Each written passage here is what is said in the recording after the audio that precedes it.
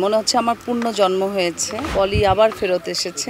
আমাকে বিভিন্ন সময় বিভিন্ন অফার দিয়েছে। তারা জানতে চায় পলি কোথায়, পলির নতুন মুভি কেন আসছে না। আমার অনেক মুভি সুপারহিট হয়েছে, বাম্পার হিট হয়েছে।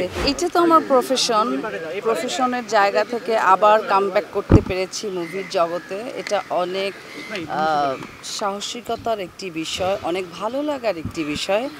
আমার অনেক আনন্দ লাগছে। মনে হচ্ছে আমার পূর্ণ জন্ম হয়েছে। পলি আবার ফেরত এসেছে।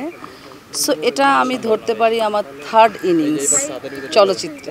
আমি সবসময় বলবো যে কোনো আর্টিস্টের যদি কোয়ালিটি থাকে, গ্ল্যামার থাকে, চাহিদা থাকে, সে 12 কেন 22 বছর পরে এসেও কাজ করতে পারবে। সো আমার সবসময় কাজ এসেছে, সবাই আমাকে খুঁজেছে, আমাকে বিভিন্ন সময় বিভিন্ন অফার দিয়েছে, বাট আমি একটু পারিবারিক কাজে ব্যস্ত ছিলাম। সো ফর দ্যাট আমার ক্যামেরার সামনে আসা হয়নি, ব্যাটে বলে মিলে গেল। সো আজকে আপনারা দেখছেন। আমার অনুভূতি তো বিশাল, আমি আর কি বলবো, আমি তো নিজের গুণ গাইবই। এখন অডিয়েন্স যেহেতু আমাকে ভালোবাসে, সবসময় দেখে আসছি অডিয়েন্স আমাকে খোঁজ করে, তারা জানতে চায় পলি কোথায়, পলির নতুন মুভি কেন আসছে না।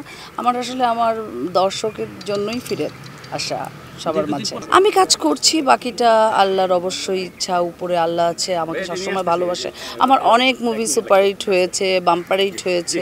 সো এটার ব্যাপারেও আমি আশা রাখতে পারি। Thank you so much.